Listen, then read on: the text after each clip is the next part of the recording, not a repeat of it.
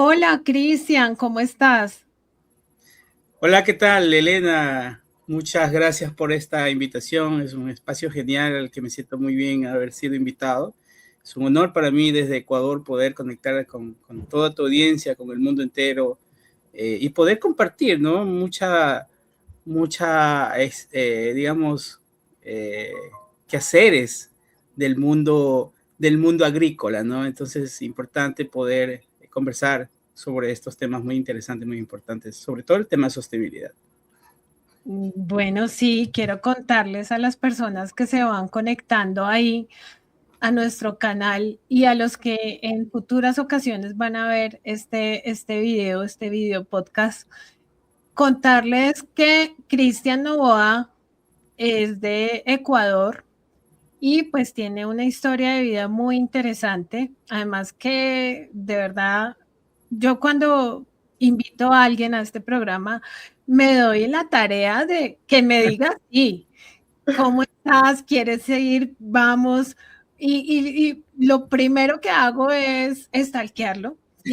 Buscar cómo, qué ha hecho, en dónde está ubicado. Y realmente para mí es un honor y agradecerte por aceptar la invitación, porque sé que, así como decimos acá en Colombia, eres los tesos, pesos pesados de los tenores, que sabe mucho del tema agrícola y que no es una persona teórica, sino que realmente sabe lo que está haciendo. O sea, viene años. Él lo empezó a hacer joven, ¿no? Porque está muy joven. Entonces, quiero que le cuentes a las personas que nos escuchan, que nos están viendo, quién es Cristian Novoa. No, yo estoy con mucho honor y mucho orgullo poder estar en este espacio. Bueno, Cristian Novoa es un ser humano, sí, que tiene ahora mismo 40 años de edad. De esos 18 años dedicado al cacao, al sector, a trabajar con todos los actores de la cadena de cacao en el Ecuador. Bueno, la historia pues se inicia mucho antes de uno ser un profesional titulado, ¿no? Porque para ello la historia nace, en mi caso, desde el campo. Entonces es cuando uno aprende que en el campo hay muchas necesidades y que hay muchos retos, muchos desafíos que tiene que derribar para poder llegar a ser un profesional en primera instancia y luego conseguir hacerse un espacio en el mundo laboral y en este mundo tan competitivo, ¿no? Donde uno tiene que ir también al son del conocimiento, pero también al son de la ciencia y la tecnología. Entonces, podría yo decir que inicié con una máquina de escribir y ahora estoy con un teléfono celular, una tablet, un computador con pantalla digital, pudiendo ahí competir con gente que nació con esto, ¿no? Entonces, creo que no sé si es una ventaja o una desventaja haber nacido en los años 80, en donde se hacían los trabajos con máquina de escribir, luego la computadora, luego la laptop, luego todo el tema digital. Entonces, pero creo que es algo interesante de nuestra generación, ¿no? Entonces, eso se van conjugando con el trabajo con productores, con comercializadores, con exportadores, y ahora desde mi posición como gerente técnico de proyectos de la Asociación Nacional de Exportadores de Cacao del Ecuador, más fácil conocido como ANE Cacao. ¿Sí? Entonces, por ahí te hice un breve resumen de lo que he hecho, pero podemos ir conversando de tópicos en este espacio. Claro que sí, Cristian, y de verdad me encanta escuchar esas historias que, como también lo soy de tu generación, que nos tocó pasar de la máquina de escribir a hoy hablar de inteligencia artificial. Somos la generación que nos tocó aprender así, o sea, y no estuvimos llorando.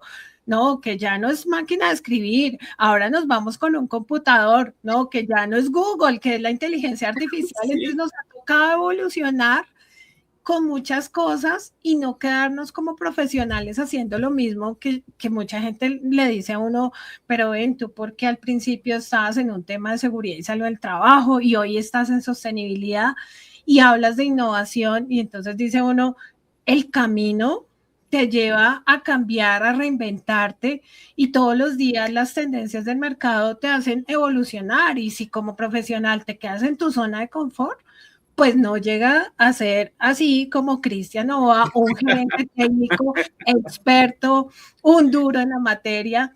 Y realmente esto es lo que a mí me llena de felicidad, conocer todas estas historias de personas de Latinoamérica, como yo te decía, Cristian, para mí es valioso que como región tengamos esa unión, empecemos a hablar como una sola región que nos podemos potencializar, no como esas barreras que, no, yo soy colombiana y solo trabajo con colombianos. No, aquí la idea es que todos nos unamos y empecemos a trabajar el tema de la sostenibilidad, que la sostenibilidad nos invita a eso, a que como naciones nos colaboremos para cumplir los objetivos de desarrollo sostenible. Sí, Bueno, sí. es que nosotros somos de la generación, a mí me encanta hablar mucho de historia, por si acaso, me gusta mucho la historia, y es que somos de la época que tú ibas a una biblioteca física y literal le sacabas copias a las páginas, ¿te acuerdas? Entonces, Sí. donde tú ibas y regresabas a tu casa y te ponías a leer, a subrayar y hacer todos los resúmenes leyendo, ¿no? Entonces, pero creo que eso nos ayudó a formar el carácter para poder, como tú bien lo dices, irnos adecuando, ser resilientes, que es otra palabra interesante en esta discusión, resilientes con este cambio tan abrupto que estamos en este siglo, ¿no? Y también irnos transformando, que es otra palabra clave, y ser muy versátiles en eso. Entonces, creo que eso se representa en lo que yo también pude hacer como profesional. Entonces, tú encuentras a un Cristian Novoa como un ingeniero agrónomo, luego hace una maestría en MBA, ¿sí? En administración y dirección de empresas, y luego el año pasado termina siendo un abogado de los tribunales de la República de Ecuador.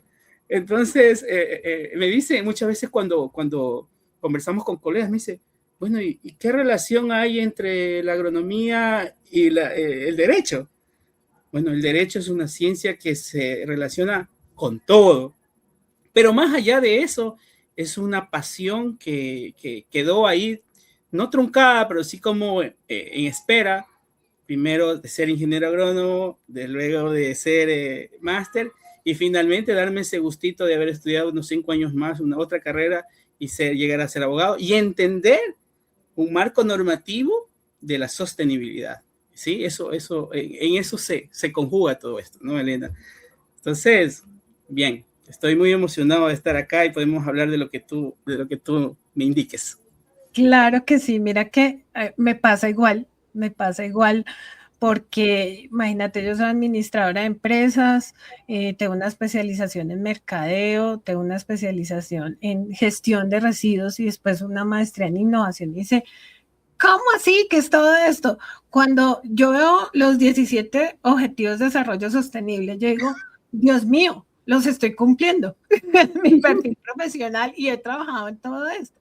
Entonces, ahí es cuando nace el tema, el bichito de la curiosidad de la sostenibilidad y empezar a indagar y se encuentra uno una sombrilla gigante, porque la sostenibilidad no es únicamente el tema ambiental, sino va mucho más allá, gobierno corporativo, economía, trabajo decente, una cantidad de cosas que se articulan y como que todos los caminos, yo lo digo, todos los caminos nos llevan a la sostenibilidad y por eso yo digo, tengo que invitar al más duro en sostenibilidad del cacao y de cómo nos puede contar desde esa parte agrícola de cómo funciona la producción sostenible. Entonces, esa es mi primera pregunta.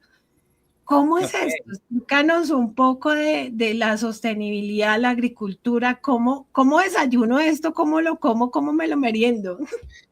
Es que la sostenibilidad, Elena, yo creo que todos los seres humanos, creo que directa o indirectamente, estamos involucrados en actividades que están en la dirección de la sostenibilidad. Entonces, cuando alguien decide no botar la basura que genera y sino más bien ponerlo en un reciclaje, en el día a día está aportando a la sostenibilidad. cuando alguien, en lugar de usar su vehículo y utilizar un vehículo eléctrico, está aportando a la sostenibilidad del planeta, ¿no? O sea, y sí, y no solamente el tema ambiental, es mucho más amplio, ¿no? Entonces, cuando hablamos específicamente del sector agrícola, entonces hay que entender que la sostenibilidad, más allá del tema ambiental, es también la sostenibilidad de la producción, ¿sí? ¿Cómo hacer que las personas sigan siendo gente enamorada de la producción en el campo? Porque eso es uno de los grandes retos que tiene el sector agrícola. ¿Cómo hacer que esa gente que se ha crecido, o incluso, por ejemplo, en mi campo, cómo hacer que un joven que era productor de cacao, ahora es profesional, alejado, no, con muy poco tiempo para regresar a cosechar cacao, finalmente regrese a retomar ese trabajo que hacía hace unos 20, 30 años atrás y ahora lo vuelvo a hacer con mejor conocimiento de causa? Entonces, es interesante entender también que si hablamos específicamente del sector productivo, tenemos que hacer entender que en el agro todo tiene que tener relación con que estás produciendo alimentos, ¿sí? Y alimentos sanos, porque son alimentos que lo va a ingerir una persona que se lo va a ingresar por la boca y va a estar dentro de su cuerpo. Creo que radica ahí, ¿no? Alimento, y la otra parte es como un buen negocio. Sí, yo creo que en eso se junta hablar de la sostenibilidad en primera instancia, ¿no? Sí, para hacer que exista la actividad tiene que ser un buen negocio y ser producido como un alimento. Ahí para iniciar el tema de sostenibilidad. Y yo siempre, en los espacios que he podido conversar, yo hablo de la sostenibilidad real, ¿sí? Esa sostenibilidad que realmente genera impacto, no esa sostenibilidad que yo conocí hace unos 18, unos 20 años atrás, que se hablaba de sostenibilidad solamente el hecho de levantar información en un papel y tener un cartón así de documentos llenos con fichas de productores, fichas con mucha información, pero simplemente al final del día eso no generaba un impacto en el bienestar o en la calidad de vida de quienes se dedican al campo. Entonces yo siempre, cuando reviso un proyecto, cuando reviso alguna actividad, yo digo, a ver, ¿qué impacto va a generar en el sector o a la población en la que nosotros estamos trabajando? Entonces, ahí se mide realmente, a la que cuando a uno le dicen, Cristian, realmente esto a mí me ayuda a seguir creyendo en el campo, porque ahora tenemos que hablar de muchos temas que rodean la sostenibilidad. Por ejemplo, ahora ya no se habla solamente de producción de cacao como el cultivo, ahora se habla también de producción con varias otras actividades que ayuden a fortalecer ese enamoramiento al campo. Entonces, cuando yo no solamente tengo un cultivo, un monocultivo es peor todavía, si tengo varios cultivos que esos me generan ingresos, me generan alimentos para mi hogar, eso va a hacer que realmente yo le dé el valor que merece el campo y que sigamos resistiendo al trabajo duro en campo. Yo hace unos días atrás, Elena, regresé al campo a visitar a unos productores y yo sentía, parecía increíble, yo sentía que el sol quemaba más que hace unos 20 años atrás. Yo sentía que la humedad ambiental era insoportable. Yo no sé, yo no entiendo cómo los agricultores soportan esa humedad ambiental. Porque aquí en la línea ecuatorial, pues donde nos ubicamos nuestros países, tenemos una alta humedad. Y entonces uno dice, ¿cómo toleran? Y realmente cada vez uno entiende por qué cada vez la gente, los agricultores trabajan desde muy temprano, desde madrugada, y los horarios de trabajo antes llegaban hasta las 12, 1 de la tarde, incluso en ciertos sectores hasta las 3 de la tarde. Ahora se está trabajando hasta las 10, 11 de la mañana por esa sensación térmica intensa que estamos teniendo. Entonces ahí uno dice, no, ya no son los mismos tiempos. Sí, hay que trabajar en temas como, te lanzo ahí, Elena, el impacto del cambio climático, que es real. Es ahora. Ya no estamos hablando de un impacto del cambio climático de 2030, 2040, 2050. Estamos hablando de ahora. Ahora, El impacto es real. Nosotros como Ecuador en el año pasado, sí, tuvimos en ciertos días 16 horas de racionamientos de energía eléctrica en el Ecuador, porque nuestras hidroeléctricas, que son como nosotros producimos energía eléctrica, nuestras hidroeléctricas no tenían suficiente agua. Las lluvias eran demasiado escasas, casi nulas, y habían cultivos como el de cacao, como el de naranja, como el de banano, que en ciertos sectores del país estaban muriendo por sequía. ¿Sí? Entonces, todos estos temas, mira, se van relacionando a la sostenibilidad del campo. Porque ¿cómo yo puedo hablar de sostenibilidad si en el campo el productor dice, ya no puedo seguir trabajando en cacao, en banano? ¿Sí? Si ya el productor deja de cultivar, ¿quién va a cultivar? Te lanzo otro tema que está junto al tema de sostenibilidad, el relevo generacional. ¿Sí? Entonces, ¿qué hacer con ese tema de quién va a tomar la posta en pocos años? Si hablamos de un promedio de 58, 60 años de edad promedio de nuestros agricultores. Entiendo que aquí en el Ecuador es así y en los países como Colombia, como Perú, la situación es igual. Nuestros productores en su gran mayoría son adultos mayores. Entonces, y los jóvenes han migrado al campo, a la ciudad, ¿sí? Entonces, es un tema de mucha preocupación. Hay el tema de cómo generar ingresos, cómo la mujer también genere ingresos al hogar y que estos obviamente contribuyan a una mejor calidad de vida. Cómo hacer, valorizar ese aporte que hacen las mujeres. Son temas, si te das cuenta, más allá del tema ambiental, ¿sí? Eso que tú dices es muy cierto. El tema de cambio climático es hoy. Acá en Colombia tenemos temporadas donde llueve demasiado y los cultivos se pierden. Y tenemos oleadas de calor donde también se pierde porque pues no es la temperatura adecuada. Otro punto importante que tú nombras es ese relevo y sí, definitivamente al campesino le dijeron a las nuevas generaciones que cultivar no daba ningún tipo de ganancia y era mejor mandar a sus hijos a estudiar a la ciudad.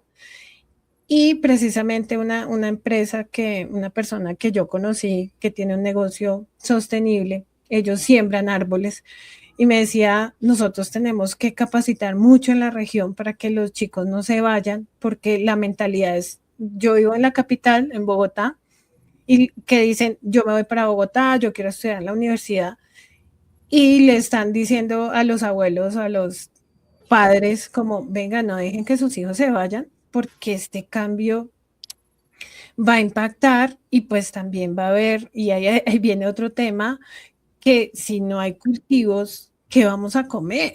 Cada vez somos más, o sea, hay sobrepoblación.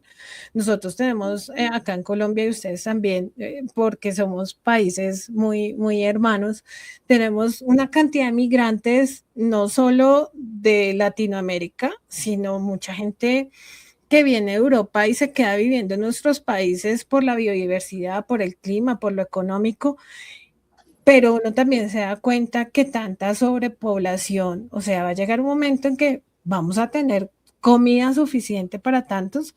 Alguien me dice, es que tú eres obsesiva con no desperdiciar la comida. Sí, me duele cuando se desperdicia la comida porque sé que hay gente que no tiene los mismos beneficios y que en un momento vamos a tener escasez, o sea, ya las tierras no son tan fértiles, sobrepoblación, lo que tú dices del cambio generacional. Entonces, ¿qué va a pasar? O sea, ¿cuál es el futuro o el desafío del tema agrícola en nuestra región, Cristian? Sí, hay hay muchos retos que tenemos por delante en el sector agro, ¿no? No específicamente en el cultivo, eso es común denominador del campo. Súmale a eso otro tema, el tema de la inseguridad. Ecuador era hace un pocos años, yo recuerdo en el 2015, que yo recorría como técnico de campo por cualquier lado y yo me encontraba una vía y me iba por ahí y preguntaba por una finca de cacao y todos te decían, allá lo encuentras y te guiaban. Hoy hay lugares inaccesibles por el tema de inseguridad. Eso es real, eso está pasando y eso se está generando migración. Hay fincas que literal están siendo dejadas, abandonadas, porque no toleran vivir en una inseguridad de ese nivel, porque están sufriendo vacunas, extorsiones, secuestros, digamos, asaltos, todo tipo de cosas que te puedes imaginar, que antes el campo era el lugar seguro. O sea, yo recuerdo en mi casa, tú dejabas el cacao, la cosecha que tenías de café, de lo que tengas, lo dejabas ahí al frente de tu casa, en la parte frontal de tu casa, y podías dejarle un mes y nadie te lo tocaba. Ahora te entran a robar. Entonces son desafíos fuertes que también están ligados al tema social que viven nuestros productores. Súmale a eso que ahora te viene la reglamentación cada vez más fuerte de parte de los mercados internacionales, que ahora tienes que ya no vendes solo producto, ahora vendes producto más información. ¿Y cuán delicado es ahora entregar la información a alguien que no conoces, que no sabes dónde reposa esa información? Entonces, es un tema complejo, ¿no?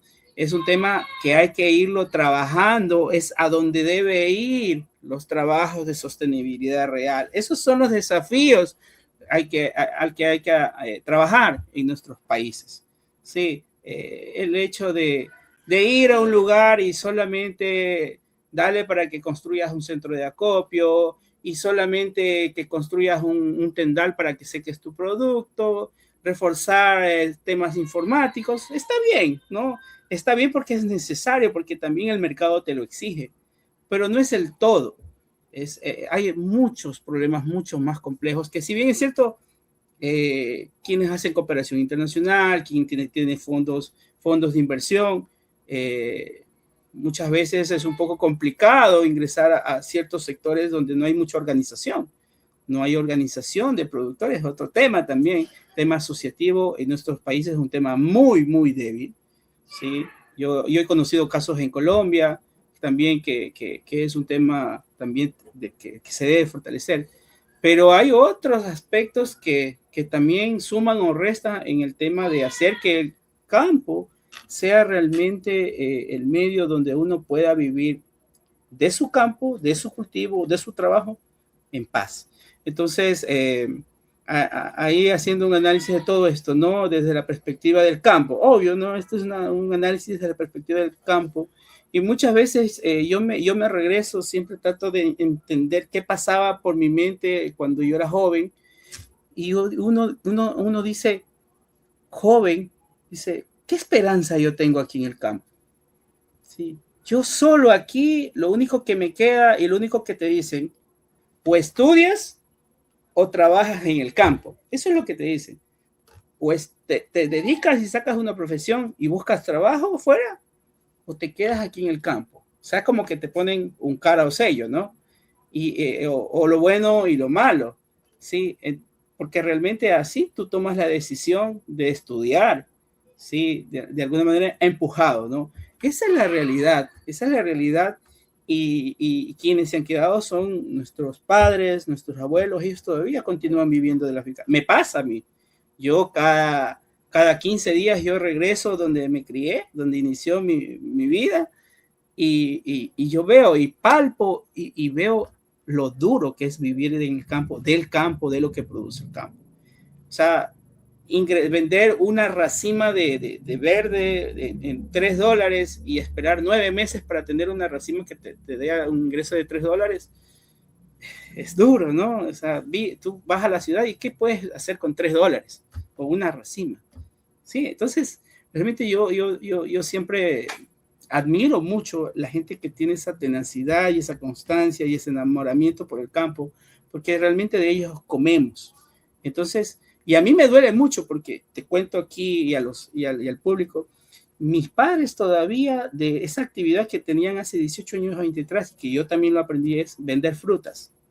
Ellos continúan vendiendo frutas. Y cuando yo voy allá, yo veo a la gente que compra y la gente le regatea el precio. ¿Si has visto eso? Te regatea el precio. El productor te dice una racima de verde, una racima de un guineo, que acá le conocemos como guineo de seda, el Gros Michel, que cuesta tumbarlo, que cuesta tirártelo al hombro y traerlo, sudarlo, ¿sí? Después de cuánto tiempo, finalmente tú le pides $2 y te dicen $1. Y a mí me golpea mucho el saber que la gente no sabe valorar el trabajo del campo. Sí, es duro eso. Entonces, decirle a un productor, ¿sabe que tengo $1 por una racima que tuvo en la ciudad? Lo encuentras por $1, una mano de esa racima, una mano te venden en $1. Y cuando tú vas allá, le dices $1, por eso realmente me genera a mí mucha pena, ¿no? No sé si pasa eso en Colombia, Elena. Pues fíjate que sí, es muy triste que algunos campesinos salen a las carreteras, sobre todo sitios turísticos, a vender sus productos y la gente pues dice sin vergüenza, les dice como rebaje, porque la cultura de nosotros es de pedir rebaja por todo, pero hay unos empresarios y emprendedores que muchas veces decimos, ¿por qué no en el supermercado, la cadena, pedimos, regateamos una manzana que nos cobran 5, $10, lo que sea?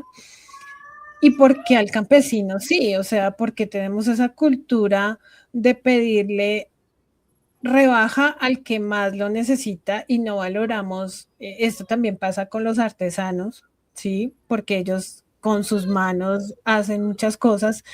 Además que esto es un tema también ancestral, ¿no? De esa herencia de como, digamos, lo deben hacer tus padres, la técnica, todo.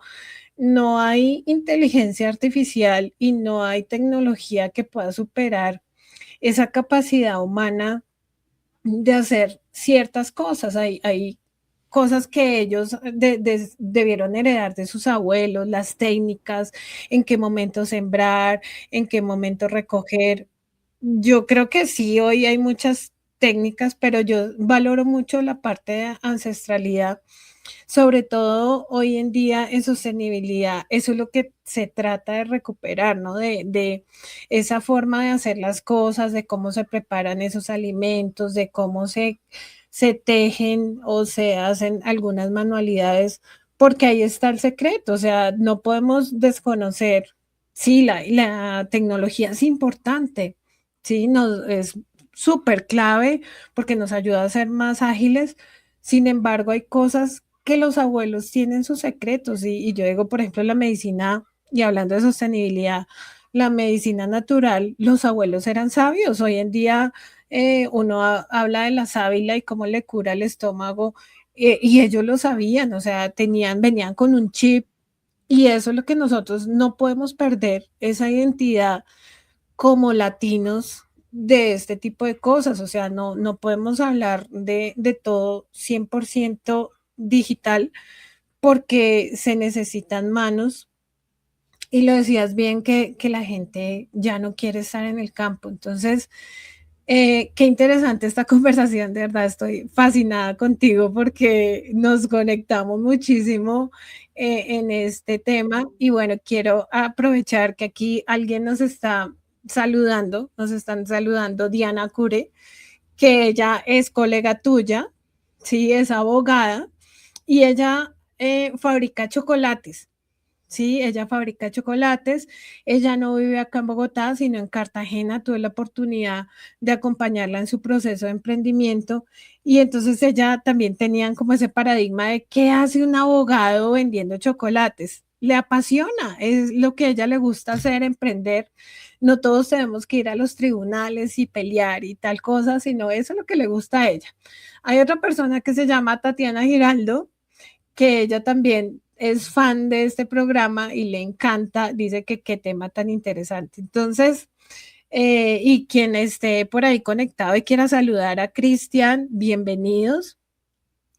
Y mira lo interesante de la sostenibilidad y es que nos invita y se ríe Diana, nos invita a recuperar eso de antaño, o sea, antes las abuelas de nosotros mercaban con un canasto. Yo no sé allá cómo le decían, no era bolsa plástica, sino canasto.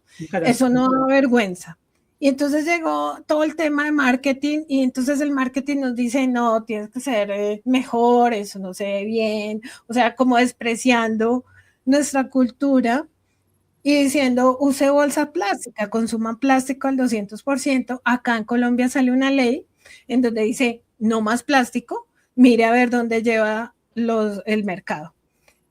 Y ahí empieza un tema como, ¿será que volvemos a lo ancestral? ¿Será que...?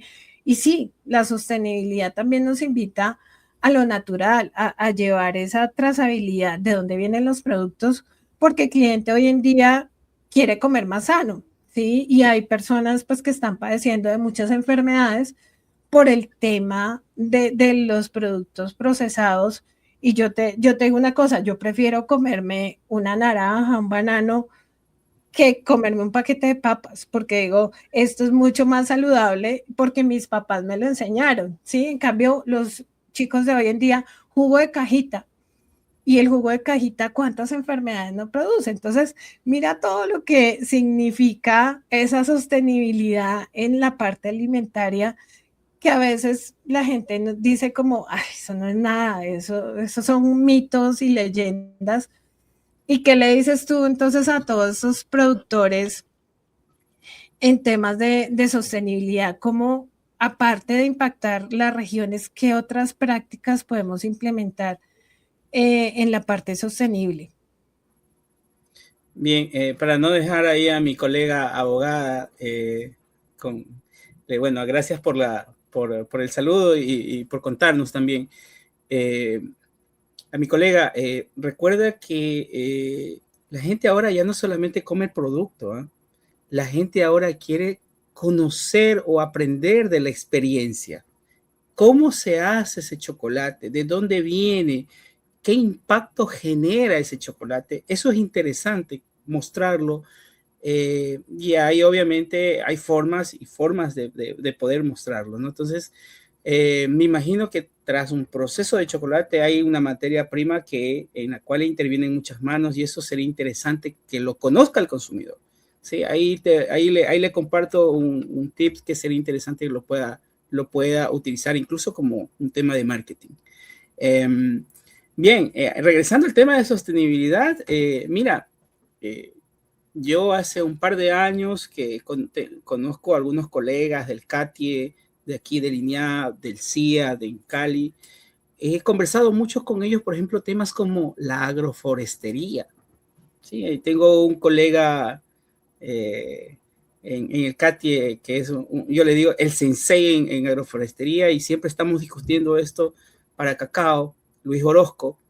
Y yo le digo, hay que trabajar en este tema porque eso nos va a ayudar a salvar el cultivo de cacao en nuestros países. Y en un par de años hacia atrás, Elena, hablar de agroforestería aquí en Ecuador era una mala palabra. Que hablando en cacao, el cacao aquí se entiende un cacao como monocultivo. ¿Sí? Acá el 80% del cacao que se produce en Ecuador es un monocultivo. Y ya hablar de árboles de sombra que ayuden a tolerar un poco, se lo hace más por no dejar que la maleza crezca en medio de las plantas, a los árboles de cacao, pero hablar de que sembrar árboles para de alguna manera graduar el impacto de la luz solar sobre las plantas y de alguna manera evitar la insolación y crear modelos de agroforestales para el Ecuador era una chifladez. ¿Sí? Era una mala palabra realmente. Pero en un par de años eso ha cambiado por lo mismo que estamos viviendo, ¿no? Entonces, ya ahora hay empresas que están trabajando en generar modelos agroforestales para diferentes zonas de producción de cacao en el Ecuador. Ya se habla, ya se discute en el medio porque estamos viendo los reales impactos del cambio climático.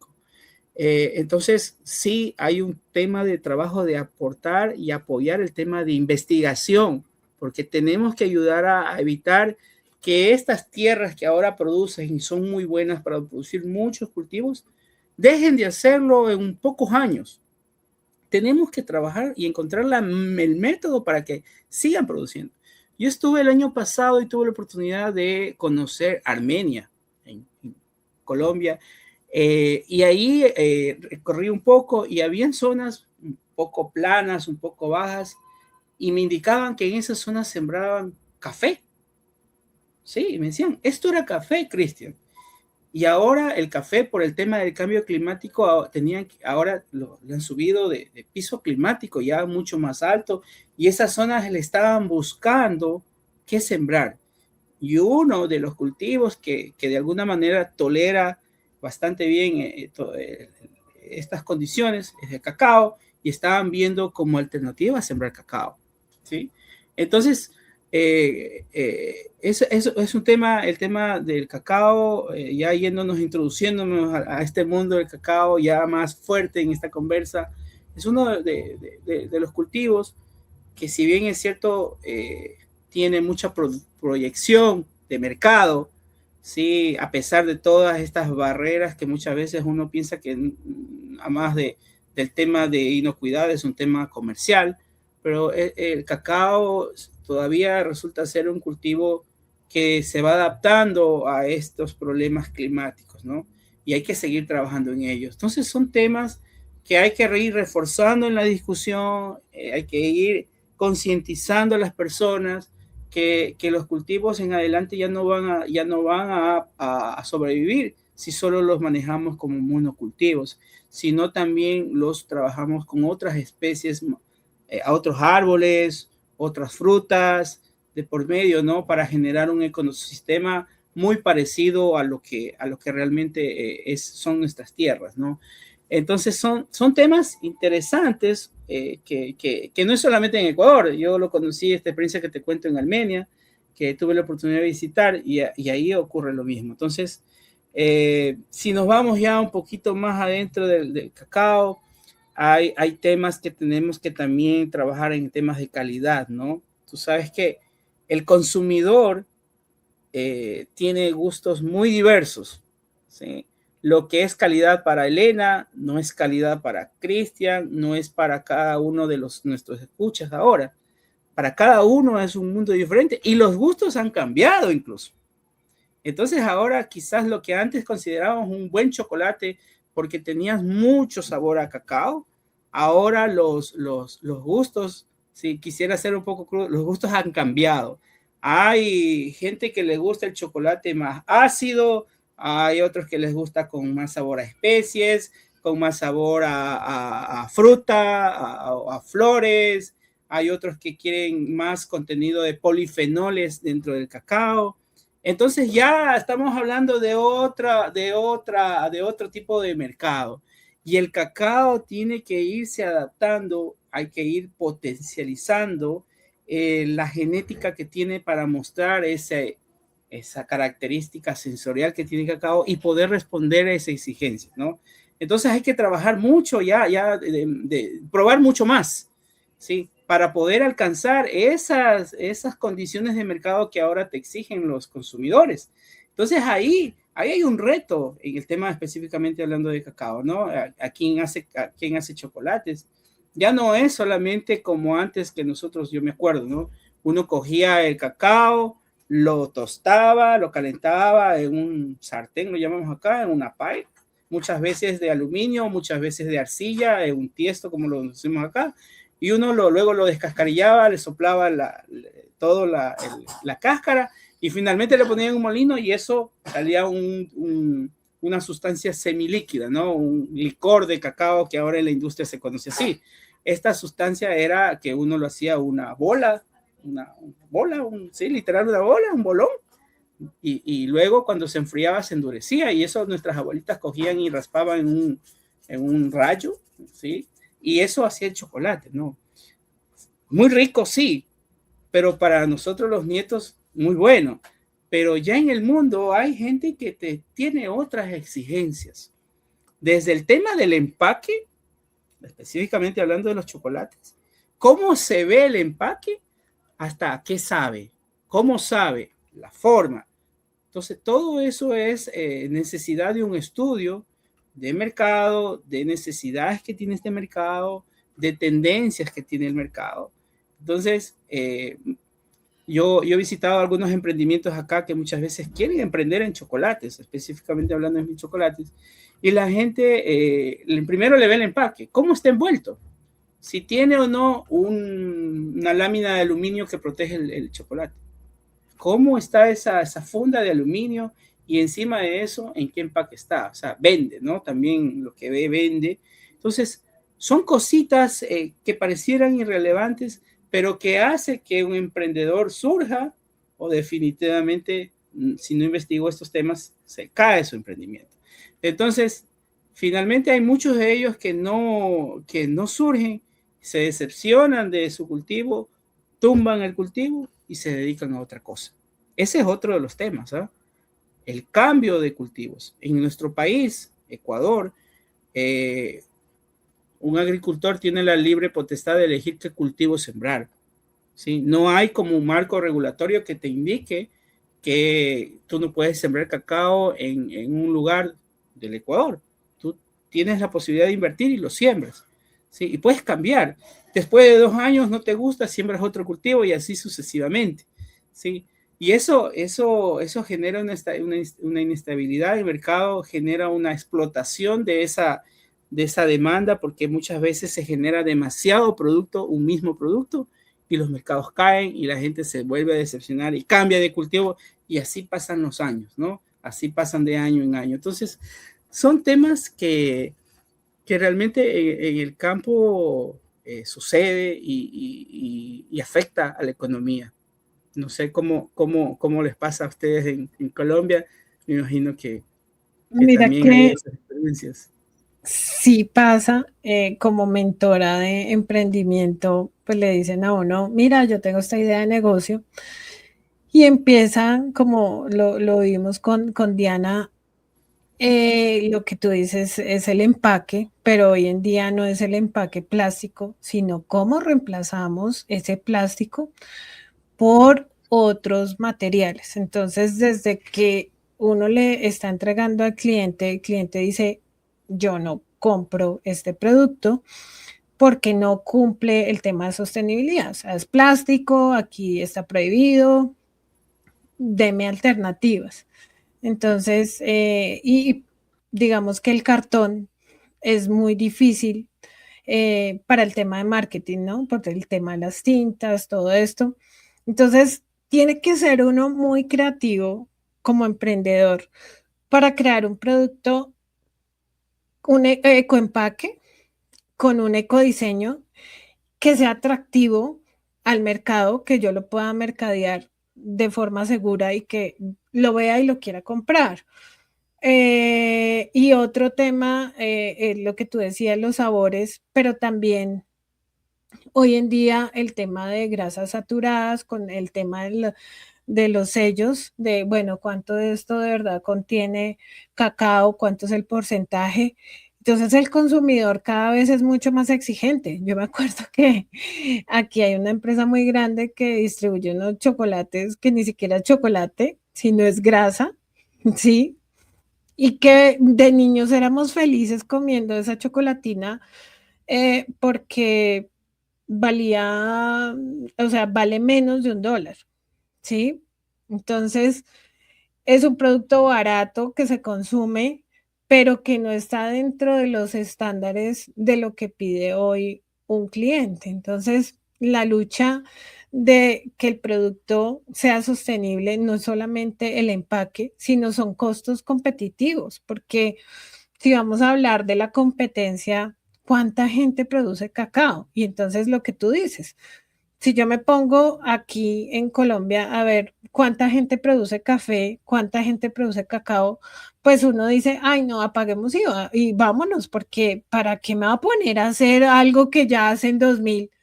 Y aquí nos pasa eso. Entonces, yo le comentaba alguna vez a Diana, que está ahí conectada, la competencia es dura, ¿sí? O sea, tú la puedes enamorar una vez, pero mantenerla, la fidelidad del cliente no es fácil. Entonces, esto de ser sostenible implica en el tiempo perdurar y no pues caer al valle de la muerte como le pasa a todos los emprendedores. O sea, los emprendedores se emocionan, se enamoran de la idea, sí, quiero emprender esta idea de negocio, va a ser cacao sostenible. Pero para ti, ¿qué es la sostenibilidad? Ya validaste, saliste a validar con el mercado y la gente le gusta tu producto. Quizás mi producto no es para cierto segmento de mercado. Entonces, casarnos también con la idea de que todo el mundo nos va a comprar, no.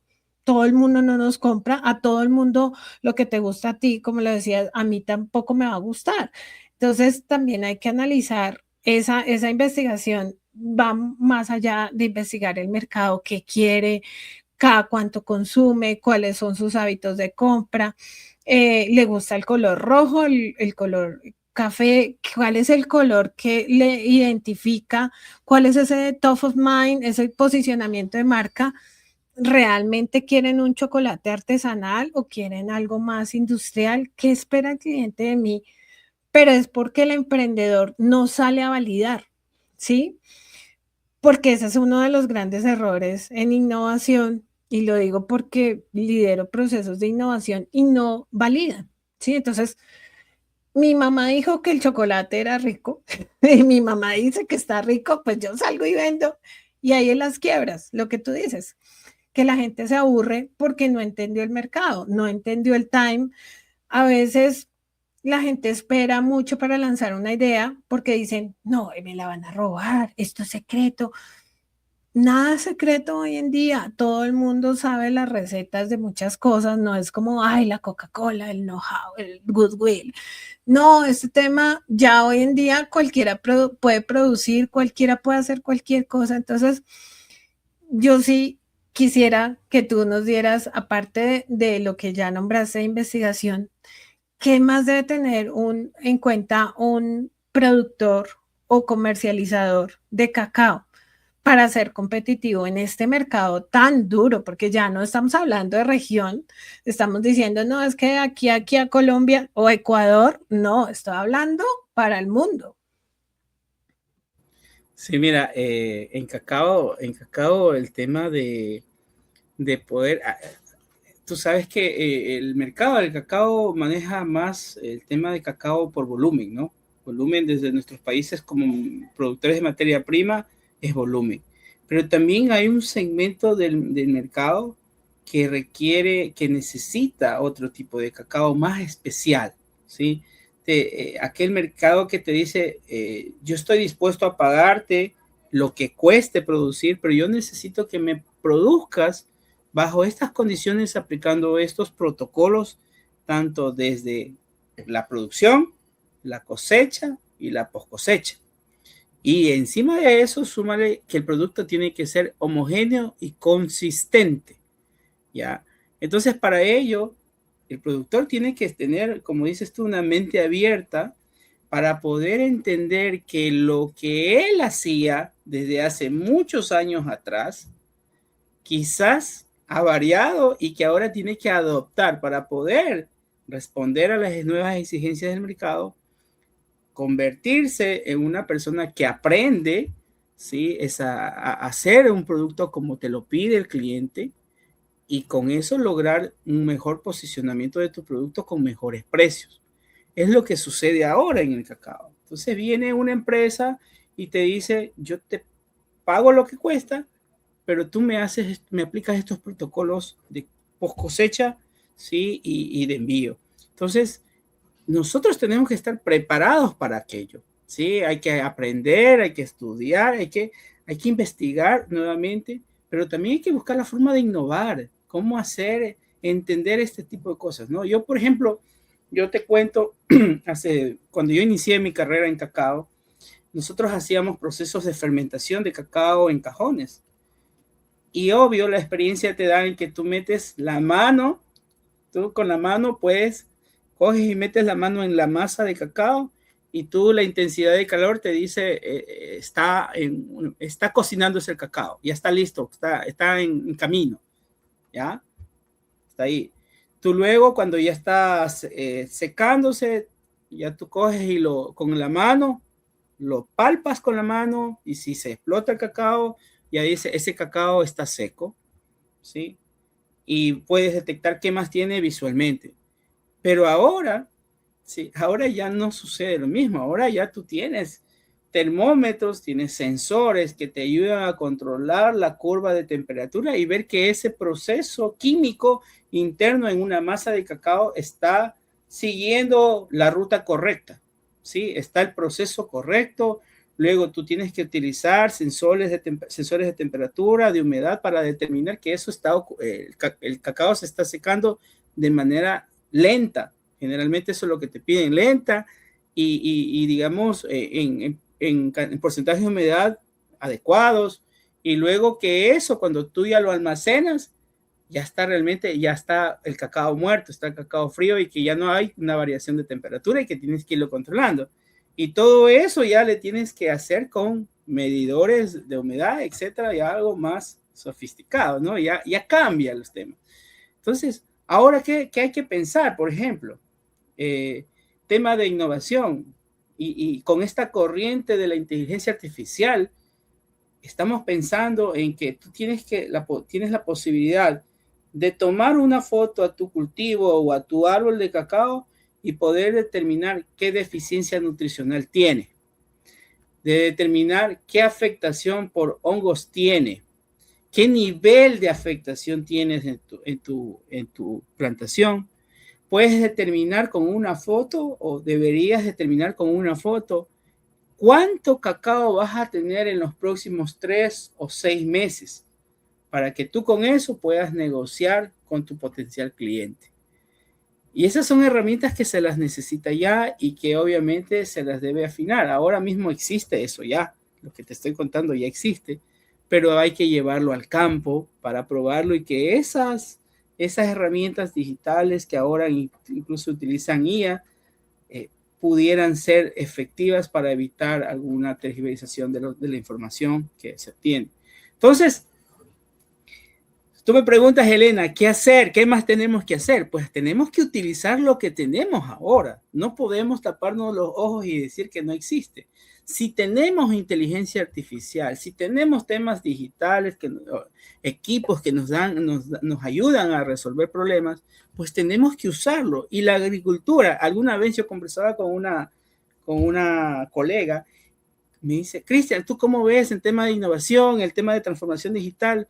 Actualmente la agricultura, digo, estamos quizás en la 1.0, pero tenemos que hacer que la agricultura pase del 1.0 no a la 2.0, sino que pase de la 1.0 a la 4.0 directamente.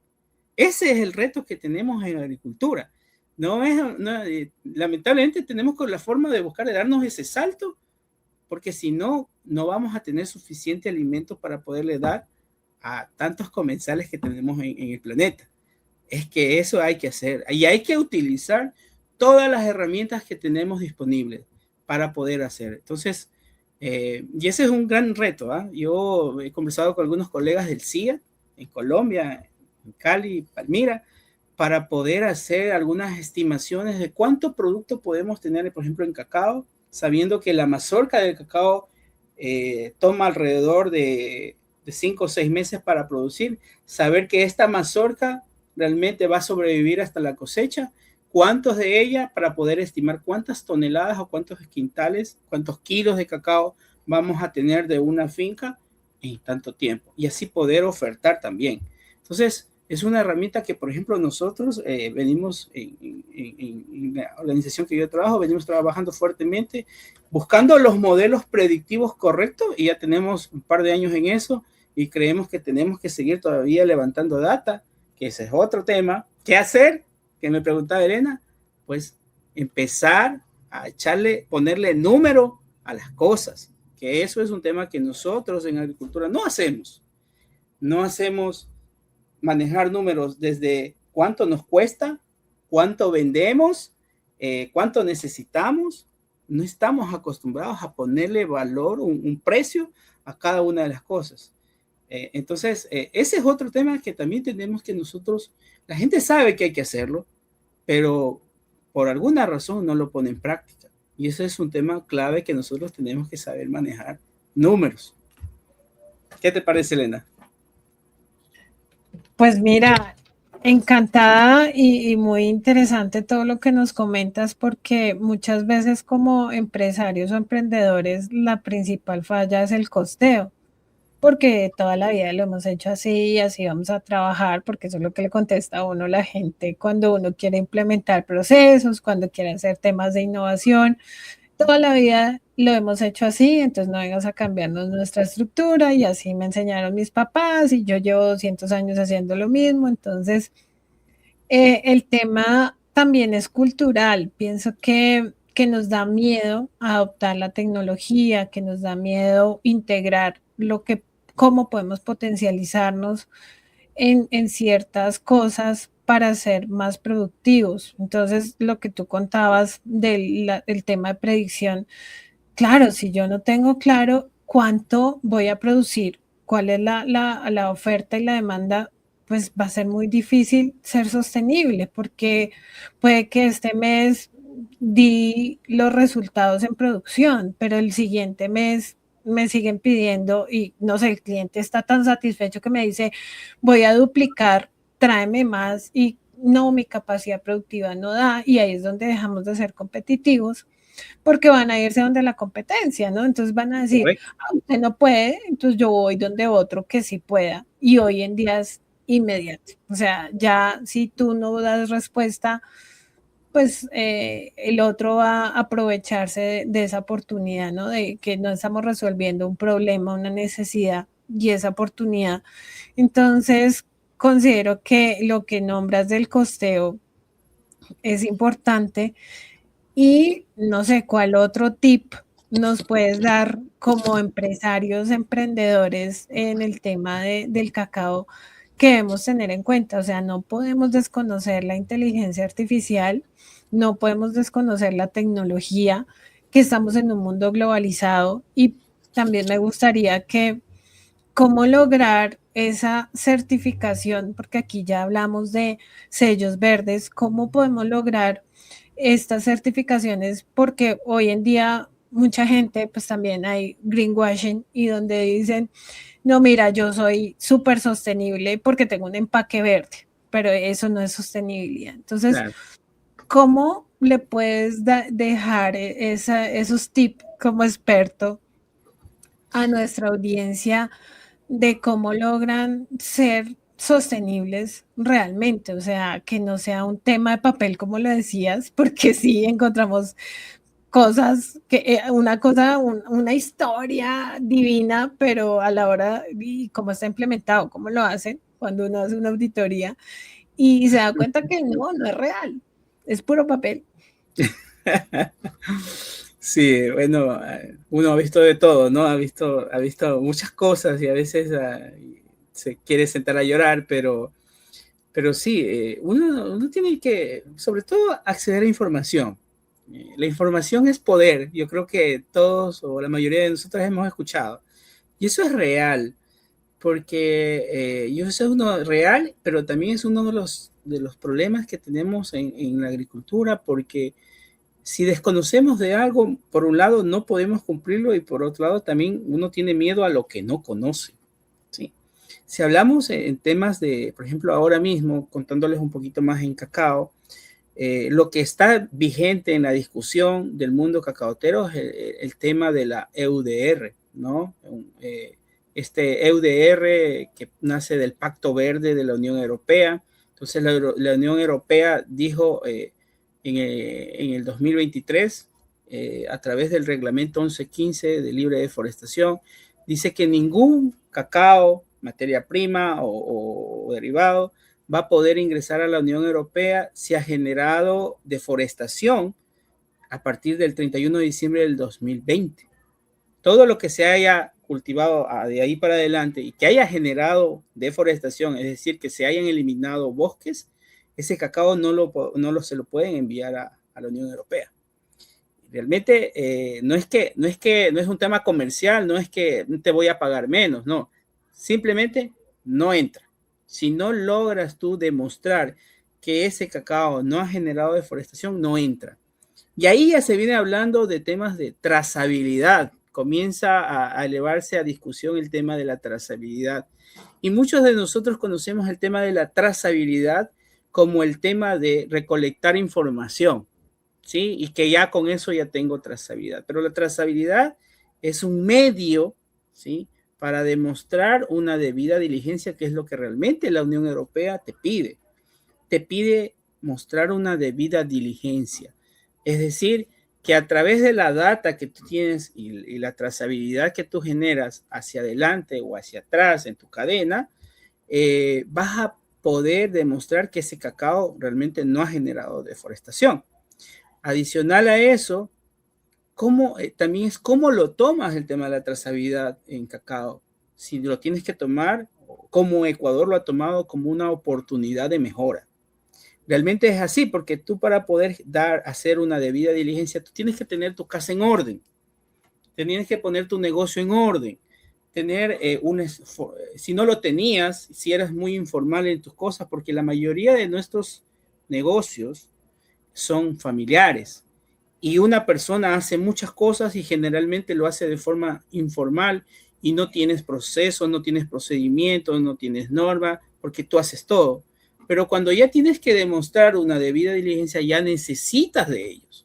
Y es entonces donde tú comienzas a decir, ok, tengo que poner en orden mis procesos, poner en orden la estructura, y es ahí donde te vas dando cuenta que en qué estás fallando, en qué tienes que mejorar. Y entonces te das dando cuenta de que el tema de la debida diligencia te beneficia a ti. ¿Sí? Hablando en términos normales, puede beneficiar si lo asumes así, si realmente lo tomas la debida diligencia como esa oportunidad de mejora. Entonces, es más allá de levantar información, es más allá de generar trazabilidad. Entonces ahí ya vienes a otro tema más que tienes que hacer saber a quienes se producen eso, que también tienen que ponerse en la misma onda. Porque en una cadena como la cadena del cacao en el Ecuador, en que el exportador es el que da las respuestas a las preguntas al comprador europeo, este tiene obviamente que estar respaldado por sus otros actores de la cadena que están más atrás, los comercializadores, los productores. Entonces, si ellos no se interiorizan, no se concientizan de que tienen también que poner su casa en orden, que también tienen que generar trazabilidad, entonces ahí viene un problema, porque como son una cadena, estos actores, en alguno de estos actores falla y ahí viene una distorsión de trazabilidad de la diligencia. Entonces, en ese momento sabemos que tenemos que primero trabajar en llegar con esto que estoy contando hacia los productores de la materia prima, los productores, los agricultores. Ellos tienen que estar concientizados en que también son parte de esta ejecución de este reglamento, de esta oportunidad o este proceso de mejora.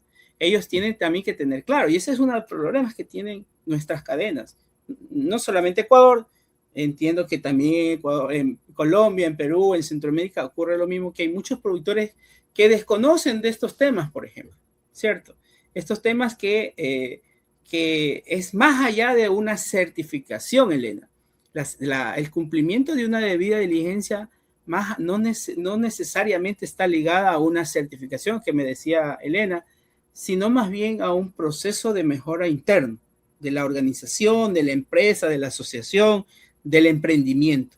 Entonces, sí podemos encontrar en el mercado certificaciones que nos van a dar un aval documentado, como algunas que yo conozco muy de cerca, pero esas te van a ayudar a dar un aval, no, pero no necesariamente te van a servir para demostrar debida diligencia, ¿sí?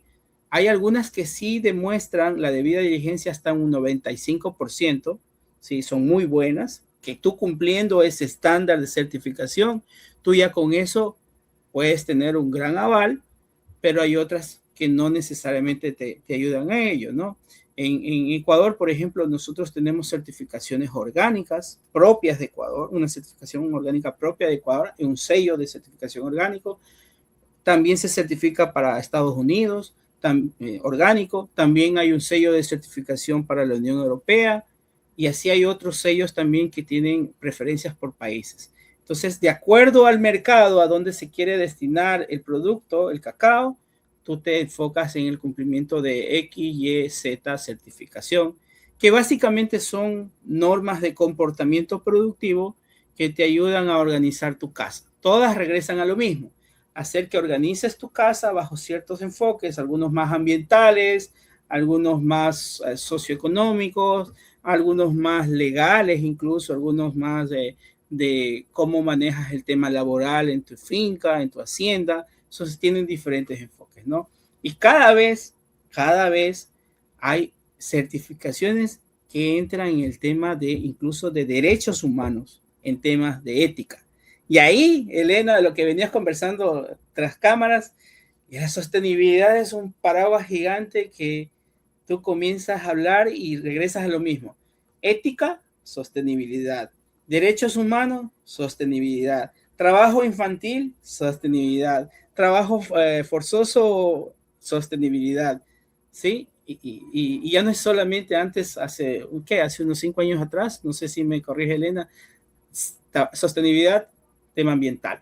Ahora ya son muchas aristas de este diamante, por decirlo así, que habla de la sostenibilidad, que eso es muy hermoso trabajarlo.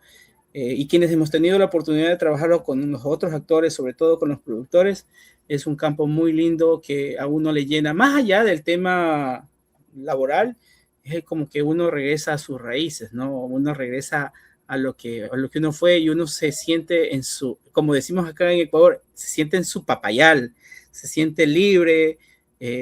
Cuando uno se siente y conversa con los productores de muchas historias y uno recuerda, ¿no? ¿Verdad? Eso pasaba en nuestros tiempos. Uno recuerda incluso cuando tú prendías la emisora en la mañana y te acuerdas de ese sonido que te hacía levantar para ir al campo a cosechar el guineo, la naranja, el cacao, y que uno regresa ahora después de unos años y ve esas tierras siguen produciendo a pesar de todos los a veces problemas que tienen de por medio, ¿no? Y que las condiciones climáticas son mucho más adversas para la producción. Eso, Elena, me has hecho recordar muchos años atrás, ¿eh? Y eso me gusta. Qué bonita historia, de Apasiona. verdad, que me llena mucho de alegría porque, bueno, yo soy criada en la capital, pero por cuestiones de trabajo estuve mucho involucrada en diferentes regiones de acá de Colombia y me gusta trabajar en campo. Pues antes me iba con las petroleras trabajando en territorio, pero hace unos 6 años como que decidí, no, bueno, voy a cambiar a otro esquema, pero conocer esas historias, trabajar en territorio, por ejemplo, zonas donde se desmovilizaron y ahora siembran cacao, pues uno le llena el corazón como que dejaron las armas y ahora están produciendo cacao. Y ese es un caso de éxito de un compañero mío de la maestría. Y son historias bonitas de emprendimiento, mujeres que estarían ahí conectadas de Cartagena, que tú sabes que Cartagena es un sitio muy turístico, pero también quieren emprender, quieren hacer cosas diferentes y conectar con la población, el territorio, es lo que a uno realmente lo impulsa a seguir manejando y entendiendo muy bien las necesidades de los territorios, ¿sí? Y por ejemplo, yo tuve esa oportunidad de trabajar la explotación de hidrocarburos. Cuando me paso al otro lado de Ecopetrol, nos dicen como, venga, necesitamos hacer un diplomado, acompañar a emprendedores para que ellos no dependan del petróleo, sino estén en esa transición energética. Y yo creo que de todos los trabajos que yo he tenido, para mí esto fue satisfactorio porque logramos hacer proyectos sostenibles en donde la comunidad nos decía, queremos emprender, pero con los recursos que hay en la región queremos potencializar, porque tú sabes bien que después de la explotación petrolera, pues queda un tema de impacto social muy alto. Correcto. Uno de ellos es el desempleo, otro de ellos es el tema de la prostitución y otro es de la explotación infantil. Entonces, cuando uno llega a territorio y como usted viene de la ciudad, usted es una profesora, enséñenos, o sea, y no teníamos ni siquiera un computador para proyectar porque muchas veces se va la luz en esas regiones, no hay luz, quitan la luz mucho tiempo y entonces uno se emociona que llevan hasta los niños, o sea, la convocatoria, los niños ahí, no hay que sostenibilidad y cómo podemos hacer el territorio más sostenible. Y de eso hasta hay un video que me grabaron y dice uno, qué bueno, qué importante llevar este conocimiento a la comunidad y que eso los motiva, o sea, realmente la gente, y digamos que a veces acá en la capital la gente está centrada en una oficina, en un computador y no sabe qué está pasando en territorio. Y ese impacto te lo llevas tú y uno es donde dice, valió la pena estudiar esto, valió la pena ir a territorio, que me piquen los mosquitos, que pase lo que pase, pero estoy haciendo país. Entonces, la invitación es a todas estas personas que nos escuchan que la sostenibilidad vale la pena, ¿sí? Que debemos seguir trabajando en pro de la sostenibilidad porque eso nos va a hacer competitivos y mira todos los temas que abordamos, o sea, no nos centramos en el cacao. Y el ambiental y el cacao, sí. Y podemos conversar una par de horas más si seguimos desmenuzando ahí, ¿no? Amanecemos acá.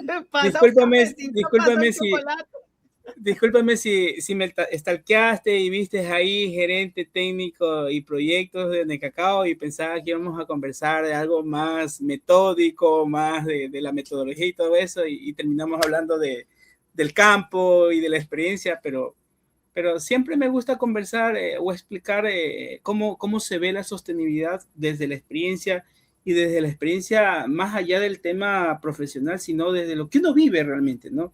Cómo uno lo ve desde la otra perspectiva, desde el antes. Y eso te hace llegar a que siempre pienses, cuando uno está diseñando un proyecto, uno recuerda eso, ¿no? Uno le sirve eso, uno sabe cómo pasa y hace que esos proyectos sean muy aterrizados y realmente funcionen. Tema, o sea, imagínate, el cacao a mí me ha brindado la posibilidad de conocer muchos países, obviamente el mío, pero el segundo país que más he recorrido después de Ecuador ha sido Colombia. Yo desde el 2010, 2011 he podido visitar algunos lugares de Colombia, empezando por Tumaco. Tumaco es el primer lugar donde yo fui a hacer un diagnóstico participativo en el ojalá algún amigo de hace, ¿qué estoy hablando? Más de 15 años atrás, del Consejo Bajo Mira, pudimos entrar a todo ese consejo y recorrer todas esas zonas de las veredas que pudimos conocer, donde hay mucho trabajo que se puede hacer. Yo conozco eso de ahí. Teníamos algunos proyectos, luego pues ya se modificaron los temas y los momentos, no se pudieron seguir. Y a partir de ahí, pues he podido regresar a Colombia desde Bogotá, Cali, Medellín, Armenia. He podido visitar algunas zonas productivas que uno, cuando es niño, quizás uno ni piensa que va a llegar a todos esos lugares, ¿no? Pero el poder ir trabajando con esto y poder compartir experiencias, tanto productivas como de los otros actores, le da la oportunidad de poder entrar incluso en la conversación de estos temas. Porque uno dice, ¿cómo voy yo a aportar en un tema sin voy a discutir con gente que tiene 30, 40 años de sostenibilidad? Y es que uno tiene esa ventaja, ¿no? De conversar desde esa sostenibilidad de mucho tiempo, cuando uno fue joven, cuando uno fue niño, y puede contar desde lo que vivió. Creo que esa es la mejor forma de contar y hablar de sostenibilidad, y los invito a todos a enamorarse de este tema, a enamorarse, porque si lo queremos ver desde la perspectiva personal, pues puedes generar mucho impacto y mucho beneficio para muchas personas, una gran cantidad de personas. Y si lo quieres ver desde el punto profesional o laboral, pues tienes muchas oportunidades también de generar impacto desde esos ámbitos.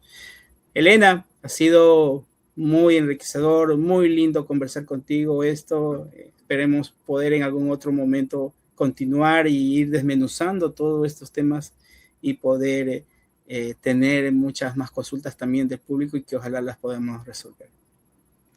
Claro que sí, Cristian. De verdad, muchas gracias por aceptar la invitación, sacar el espacio, contarnos desde el ser de ese ser humano, no el abogado, el gerente técnico, sino Cristian como ser humano y cómo creció en estos espacios tan importantes que hoy te llevan a poder estar en territorio y decir con firmeza, esto es así, no que lo leíste en un libro, y yo creo que es mucho más valioso, y para mí, siempre lo he dicho, las personas que han estado ahí en los territorios pueden hablar con mayor propiedad que de pronto yo leerlo en un libro o verlo en una película. Y bueno, yo quiero spoilear tu película. Estoy contando infidencias que Cristian, no, quien lo ve ahí, pero hoy está haciendo unas grabaciones. Y también quiero que nos dejes tus redes sociales, donde te encontramos.